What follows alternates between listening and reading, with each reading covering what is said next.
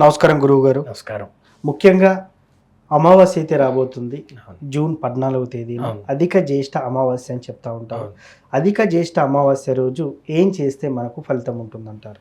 అయితే ఈ యొక్క జూన్ 22వ తారీఖు నాడు మనం విశేషంగా ఈ యొక్క చండీ మహాయాగాన్నంతటినీ కూడా చేయబోతూ ఉన్నాం. అటువంటి పితృదోషాలు, పితృశాపాలు, అట్లానే ఉన్నటువంటి దుష్టగ్రహ దోషాలు ఇత్యాది నరదృష్టి దోషాలన్నీ కూడా తొలగింప చేసుకోవటం కోసం ఈ విశేషమైనటువంటి పుణ్య మహాయాగాన్నంతటినీ కూడా చేయబోతూ ఉన్నాం. అటువంటి దానికి ఆసక్తి ఉన్నటువంటి వారందరూ కూడా దీంట్లో పాల్గొనాలి అని చెప్పేసి ప్రార్థిస్తూ, అట్లానే మీరు అడిగినటువంటి విధంగా అమావాస్య నాడు విశేషమైనటువంటి ఏ పని చేస్తే ఫలితం వస్తుంది, అట్లానే అమావాస్య నాడు ఏ పనులను చెయ్యాలి అని చెప్పేసి అంటే, అమావాస్య నాడు ఎవరైతే మిగతా తిథుల్లో మిగతా రోజుల్లో ఎవరైతే పితృదేవతలకి మిగతా దేవతలకి ఎవరైతే పూజలన్నీ కూడా అందించలేకపోతారో, వారి కార్యాలన్నీ కూడా చేయలేకపోతారో, అటువంటి వారందరికీ కూడా చేసుకునేటువంటి సదావకాశం కలిగించినటువంటి మన ఋషులు దేవతలు కానివ్వండి.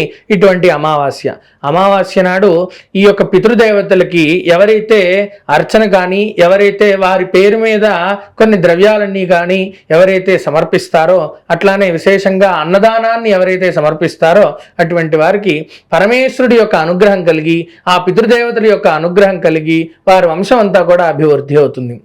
అట్లానే విశేషంగా మనకి వేదంలో కొన్ని వాక్యాలన్నీ కూడా చెప్పబడుతూ ఉన్నాయి. మాతాపితృ సమందైవం నదైవం పితృమర్చయేత్ యావత్ పూజా సమాప్తి స్యాత్ తావత్తం సుస్థిరాభవ.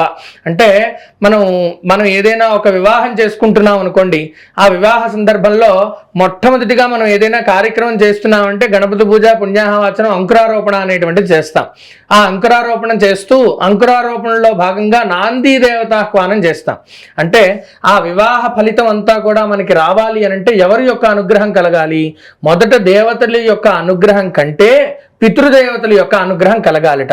ఆ అనుగ్రహ రీత్యానే ఆ యొక్క పుణ్య కార్యక్రమాన్ని అంతటినీ కూడా నాందీ దేవతాహ్వానం అని, ఆ నాందీ దేవతలు అంటే మనం 7 తరాల యువతలో ఉన్నటువంటి వంశం వాళ్ళని, 7 తరాల అవతల ఉన్నటువంటి వంశం వాళ్ళందరినీ కూడా దాంట్లో ఆవాహన చేసి వారందరికీ కూడా తర్పణం ఇచ్చి వారందరికీ కూడా కొన్ని ద్రవ్యాలన్నింటినీ కూడా అక్కడ నివేదనగా పెడతాం.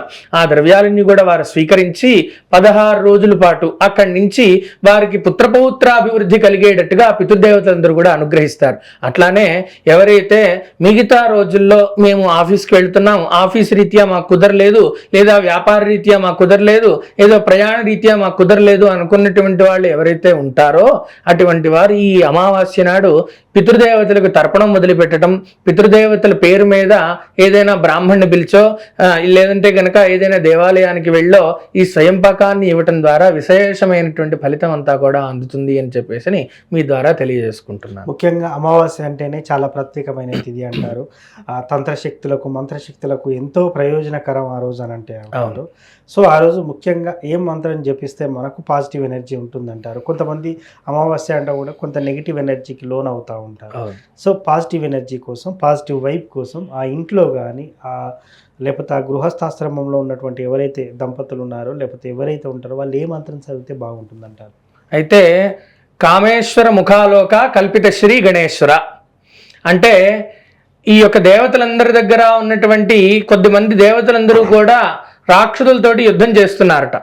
యుద్ధం చేస్తూ ఉన్నటువంటి సందర్భంలో ఆ రాక్షసులందరూ కూడా ఈ దేవతలతో మనం గెలవలేము, దేవతలు కదా విశేషమైనటువంటి పుణ్యశక్తులన్నీ కూడా వారి దగ్గర ఉంటాయి, కానీ మనం వారితో గెలవాలి అని అంటే ఒక పని చెయ్యాలి అని చెప్పేసి అనుకొని ఆ రోజున ఒక విశేషమైనటువంటి యంత్రాన్నంతటినీ కూడా తీసుకొని ఆ యంత్రంలో ఉన్నటువంటి దుష్ట శక్తులందరినీ కూడా ఆ యొక్క యంత్రంలో ఆవాహన చేసి ఆ ఆవాహన చేసినటువంటి యంత్రాన్నంతటినీ కూడా ఆకాశ మార్గం చేత ఆ యొక్క అమ్మవారి దగ్గర ఉండే సన్నిధిలో అంతా కూడా విసిరేశారట ఆ రాక్షసులు.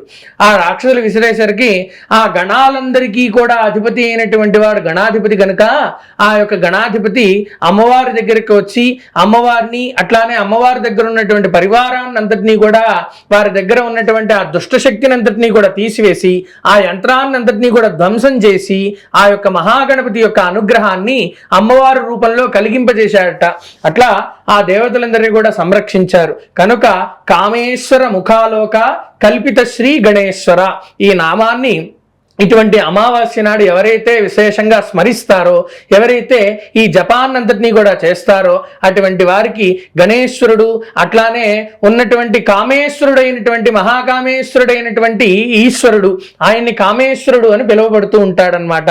కనుక అటువంటి ఈశ్వరుడు, అట్లానే అమ్మవారు, విశేషమైనటువంటి మహాత్రిపుర సుందరి అమ్మవారు ముగ్గురు కూడా కలిగి ఉన్నటువంటి సుబ్రహ్మణ్యేశ్వర స్వామి ఆ పరివారం, ఆ కుటుంబ పరివారం అంతా యొక్క అనుగ్రహం కలిగి వారందరూ కూడా ఉన్నటువంటి ఆ దుష్టగ్రహ దోషాలన్నీ కూడా తొలగింపజేసుకొని సుఖ సౌఖ్యాలతోటి ఉంటారు.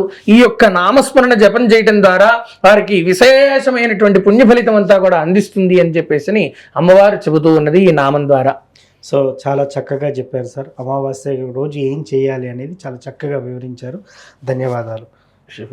అదేవిధంగా విశేషంగా గురువు గారు జూన్ 22వ తేదీన చండీ హోమాలను అయితే నిర్వహిస్తున్నారు. ఎటువంటి సమస్యలు ఉన్నా కూడా ఈ చండీ హోమంలో పాల్గొనడం ద్వారా అక్కడ తీర్థ ప్రసాదాలు, అదేవిధంగా పూజాది కార్యక్రమం ముగిసిన తర్వాత కొన్ని వస్తువులు గురువుగారు మీ ఇంట్లో పెట్టుకోవడానికి ఇవ్వడం కూడా జరుగుతుంది. దాని ద్వారా మీకున్నటువంటి కొన్ని సమస్యలు ఏవైతే ఉన్నాయో అవి తొలగే అవకాశం ఉందని గురువుగారు అయితే చెప్పడం అయితే జరుగుతుంది. మిగతా వివరాల కోసం కింది నెంబర్కి సంప్రదించండి. Thank you.